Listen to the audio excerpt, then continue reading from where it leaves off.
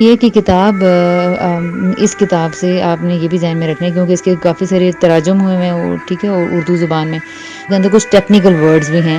جو آپ کو تھوڑے سے لگے گا کہ یہ کیا ہے نا، یہ کیا آواز ہے، آفاقی کیا ہے، اور آئے گا مبتدی کی قسمت، بار بار آئے گا مبتدی کی قسمت، مبتدی، تو یہ کیا ہوتا ہے؟ اس طرح کے بہت سارے کانسیپٹ ہیں. اسی طرح پھر جیسے آفاقی زبان، آفاقی زبان کیا ہے؟ اب اس طرح کے کچھ کانسیپٹس ہیں جن کو ہمیں سمجھنا پڑے گی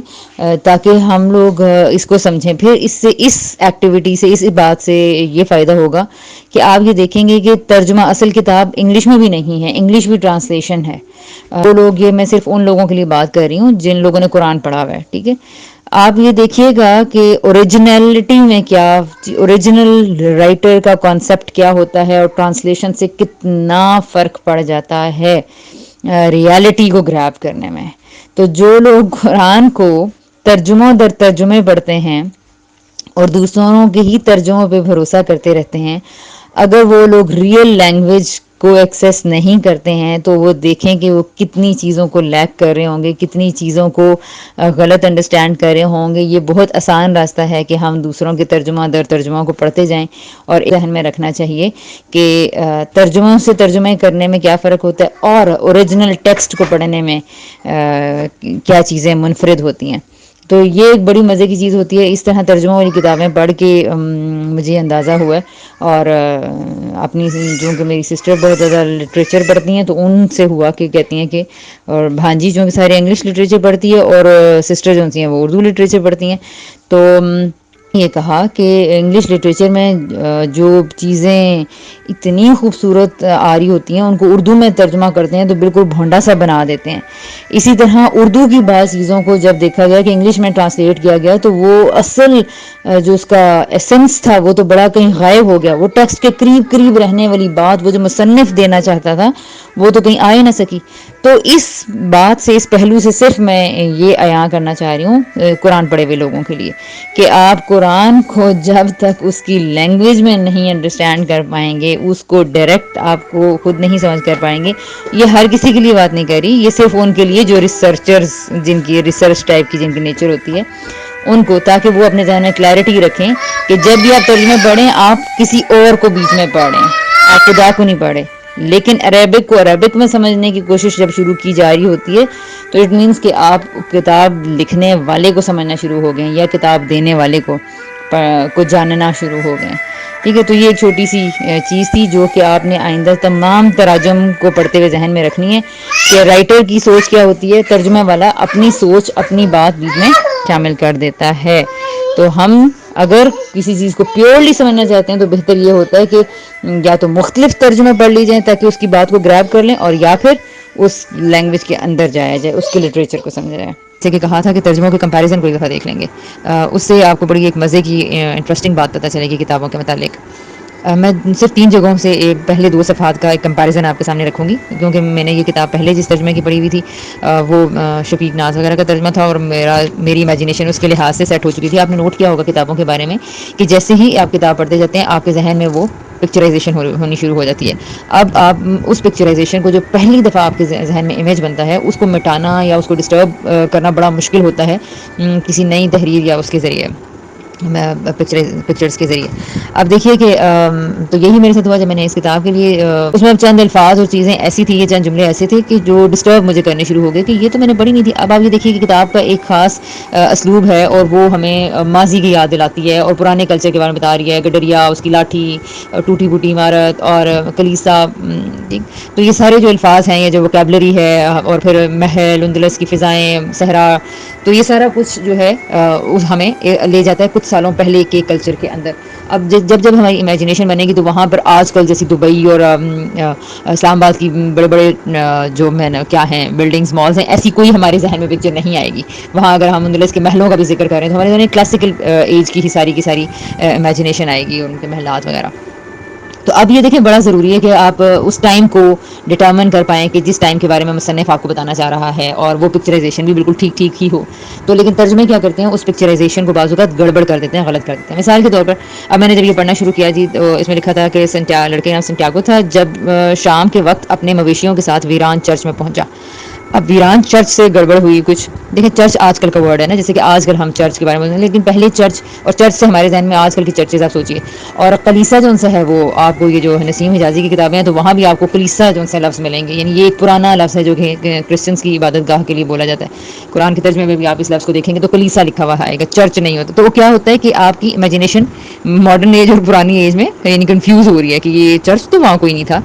تو جیسے ہی میں نے دوسرا ترجمہ پڑھا تو میں نے وہاں دیکھا کہ جب وہ اپنا ریور لے کے خیر آباد کلیسا میں پہنچا, تو ڈیفینیٹلی یہ اچھا مجھے لگا نا. اچھا پھر اب یہ دیکھیے کہ اب میں نے آگے چلی تو اس میں لکھا ہوا ہے جی اس کی چھت بہت پہلے ہی گر چکی تھی اور جہاں مقدس اشیاء رکھی جاتی تھی اس گوشے میں ایک بہت بڑا انجیر کا درخت اگایا تھا. اب مقدس اشیاء سے وہ میرے ذہن میں کوئی اسٹیل سونے کے برتن آنے شروع ہو گئے, میں پھر کنفیوز ہو رہی ہوں. اب جب دوسری کتاب میں پڑھا تو اس میں تھا کہ جس کمرے میں اچھا کلیسا کی چھت کو گرے ہوئے ایک عرصہ ہو چکا تھا, جس کمرے میں کبھی تبرکات رکھے جاتے تھے وہاں پر ایک بڑا توت کا درخت, مصری توت کا درخت اگایا تھا. تو اگین یہاں سے ترجمے میں آپ نے دیکھا ہوگا کہ مقدس اشیاء اور یہ تو وہاں سے کچھ سمجھ میں نہیں آ رہی, لیکن جیسی تبرکات کہا ہے تو ہم دیکھتے ہیں کہ قرآن میں جہاں سلمان علیہ السلام کا ذکر آتا ہے تو وہاں بھی ان کی تبرکات اور ان کی تخت اور اس چیز کا ذکر ہوتا ہے, تو ہم فوراً سمجھ جاتے ہیں موسیٰ علیہ السلام کی تبرکات یعنی ان کی لاٹھی وہ عصا جو ان کا خاص والا تھا, یا وہ صندوق تابوت سکینہ, یعنی ہمیں ذہن میں آ جاتا ہے کہ بھی تبرکات کیسی ہوتی ہیں. اچھا پھر اس کے بعد تیسرا ایک چھوٹا سا میں کمپیریزن بتاؤں گی کہ جی اب دیکھیں کہ ترجمے میں کیا لکھا ہوا ہے, تباہ شدہ نصف تباہ شدہ چھت سے اسے ستارے دکھائی دیے. دوسری کتاب میں لکھا ہوا ہے کہ آدھی ٹوٹی پھوٹی چھت میں سے اسے ستارے نظر آ رہے تھے. اب تباہ شدہ سے لگتا ہے کہ وہاں پہ کوئی ناگاساکی ہیروشیما کا کوئی ایٹم بم گرا تھا, تو لیکن تباہ شدہ نہیں, یعنی کہ ایسے لگ رہا ہے کچھ جنگیں وہاں پہ ہوئی ہیں تو تباہ ہو گیا. تو پتہ چلا کہ دوسرے جب ترجمے میں آپ نے پڑھا کہ آدھی ٹوٹی پھوٹی چھت یعنی کہ پرانی ہو چکی ہے بھائی, اور اس کا مطلب اس وجہ سے وہ ٹوٹ پھوٹ گئی ہے. پھر یہاں پر آپ نے دیکھا ہوگا کہ گڈریوں کی مخصوص چھڑی لے کر وہ اپنی بھیڑوں کو بیدار کر دے جو ابھی محو خواب تھی. اب محو خواب سے ایسے لگ رہا ہے کہ کوئی عظیم ہستیاں سو رہی ہیں جبکہ بھیڑوں کی بات ہو رہی ہے. دوسرے ترجمے میں دیکھیں کیا لکھا ہوا ہے, وہ اٹھا اور اپنی چھڑی کی مدد سے ان بھیڑوں کو جگانے لگا جو ابھی تک سوئی ہوئی تھی. بھائی جیسے ہو رہی ہے بات اب ویسے ہی کریں, یعنی کہ تو یہاں پر یعنی کہ یہ گڈریوں کی مخصوص چھڑی بھی اور پھر اپنی بھیڑوں کو بیدار کرے جو بھی محو خواب تھیں, تو یہ ایک اگین کچھ تھوڑی سی گڑبڑ لگ رہی ہے, جبکہ یہ ایک سادہ لائن میں ٹو می اٹ از, تو ہو سکتا ہے کہ آپ لوگوں کو ایسا نہ بھی لگے, لیکن بہرحال یہ فرق ہے اس طرح اور اس طرح کے. اور بھی پھر اچھا گڈریا ایک جگہ آپ دیکھیں گے کہ آیا اور اس نے اپنی جیکٹ اتاری اور وہ صاف کرنے لگا جگہ نا, تو اب میں کنفیوز ہو رہی ہوں کہ گڈریا نے جیکٹ کہاں سے پہن لی ہے. تو دیکھا ہے جی اچھا, وہ پھر میں نے جب دوسرا ترجمہ دیکھا تو اس میں تھا کہ اس نے اپنا چوغا اتارا اس جگہ صاف کرنے, تو ہاں چوغا گڈریا اس لڑکے نے پہنا ہوا تھا بھائی. تو یعنی اب جیکٹ نیا کلچر آج کل کی بات ہے, اور چوغا جو سا ہے وہ ہمیں پرانے ٹائم میں لے کے جاتا ہے, ہماری امیجنیشن کے اندر فٹ بیٹھ رہا ہے کس ٹائم کی بات ہو رہی ہے. تو کہنے کا یہ مطلب ہے now come towards the conclusion کہ ہم لوگ یہ جو میں نے صرف دو صفحات آپ کے سامنے چھوٹے چھوٹے دو چند لائنز میں رکھا ہے, اس سے پتہ ہی چلتا ہے کہ ترجمہ ایک ایسی چیز ہوتی ہے جو کہ کسی بھی عبارت کو نیا رنگ اور نئے مفاہیم اور نئی پکچرائز امیجنیشن اس کو پہناتی ہے, نئی اس کی پکچرائز اس کو کسی اور رنگ میں کر دیتی ہے. ٹھیک ہے, یعنی کہ اوریجنل کیا ہے وہ چیز اور جو آپ ترجمے کے ذریعے پڑھے ہیں وہ اس میں فرق بہت زیادہ ہو جاتا ہے. تو آپ سب لوگ اس فرق کو ملحوظ رکھیے گا, اور اس سے ہمیں یہ پتہ چلے گا کہ ہم اوریجنل ٹیکسٹ کے جب تک قریب نہیں رہیں گے اور تو ہم اس کلچر کو, اس جگہ کو, وہاں کے افراد کو, ان کے ذوق کو صحیح نہیں سمجھ سکیں گے. تو چونکہ بہت سارے لوگ, میں نے پہلے بھی کہا تھا کہ قرآن پڑھے ہوئے ہیں یہاں پر, تو اس وجہ سے یہ میں کمپیریزن بہت اہم دینا چاہ رہی تھی کہ قرآن کی بے شمار آیات کی جو ہمیں جو آج کل کے دور میں ایک معمہ بنی ہوئی ہیں جس کو کہ لے کر بہت ساری بحثیں چلتی رہتی ہیں, وہاں یہ بات جاننا, یہ ذہن میں رکھنا بہت زیادہ ضروری ہے کہ آپ کو اللہ تعالیٰ کی زبان میں اس ٹیکسٹ کے اندر جا کے اترنا پڑے گا, اس کو وہیں 1400 سال پہلے کے ماحول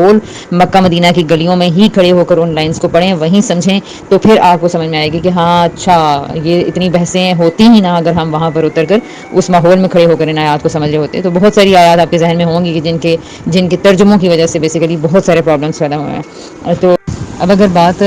ترجمے اور قرآن کے حوالے سے ہو ہی رہی ہے تو میں اس کو تھوڑا سا مزید ایڈ کر دوں کہ فار ایگزامپل دیکھیں جو میں نے آپ کے سامنے رکھا کہ اس نے اپنی جو بھی اس کا اپر تھا وہ اس نے اتار کے صاف کیا, تو ایک نے اس کو اس کی لٹرل میننگ میں ترجمہ کر دیا جیکٹ, اور ایک نے اس کا جو کلچر اور مزاج سمجھ کے اس کا ترجمہ کیا چوگا. اسی طرح کچھ مسٹیریس پاور انگلش کے گرامر بک میں دیکھیں تو ایک ایگزیکٹلی اس کے لفظ کو کیا کر دے گا, ترجمہ کرے گا, اور ایک کیا کرے گا اس کتاب, اس مصنف اور اس ماحول اور اس مزاج کو سمجھ کے وہاں پر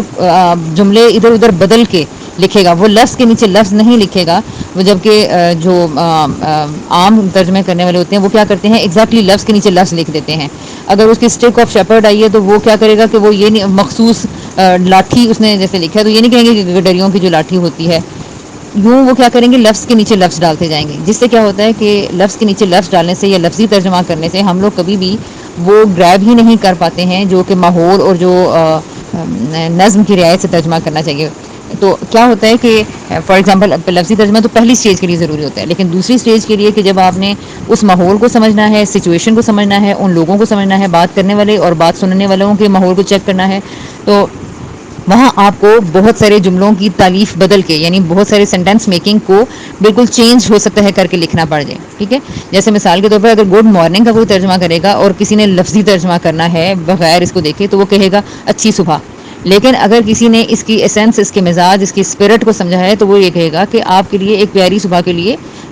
بہت سی دعا ہے. اور یعنی کہ وہ جس کو ہم عربی میں کہتے ہیں السلام علیکم، کہ آپ کے اوپر سلامتی نازل ہو. تو اب یہ کیا ہوتا ہے کہ ہم جب لفظی ترجمہ کرتے ہیں تو لفظ لفظ کا ترجمہ کر کے اس کی جو روح ہے اس کو مار دیتے ہیں، اس کو توڑ دیتے ہیں، ختم کر دیتے ہیں. تو وہ اتنی بے ذائقہ سی چیز لگنے لگ پڑتی ہے کہ وہی مثال کے طور پہ انگریڈینٹس الگ الگ پڑے ہوئے ہیں لیکن وہی سارے انگریڈینٹس ملا کے بریانی یا اسپیگیٹی بنا دیے تو اب اس پورے کا ٹیسٹ جو ہے وہ اور طرح سے بنے گا، اس کی شکل اور طرح سے بنے گی. تو یہ بعض اوقات ہوتا ہے کہ ایک جوس کے جب الگ کیا جا رہا ہے، الگ الگ پیش کیا جا رہا ہوتا ہے، وہ کس طرح کرتے ہیں پورے سارے اجزاء کو ملا کے ایک نیا سا جملہ بن جائے جس میں کہ اس کی روح اور رعایت کے لحاظ سے، جس کو ہم کہتے ہیں جی ترجمہ بدل گئے ہیں فلاں ہے. تو وہ بیسیکلی کچھ بعض مفسرین یہ کر رہے ہوتے ہیں. جیسے مثال کے طور پہ مولانا امین احسن اصلاحی نے یا محمد الدین فراہی نے جو بھی ترجمے کیے ہوئے ہیں وہ پورے اس ماحول اور نظم کی رعایت سے کیے ہوئے ہیں کہ مخاطب کیا تھا، کون تھا اور وہ کس سے بات کرنا چاہ رہے تھے. تو یہ فرق پڑ جاتا ہے ترجموں سے.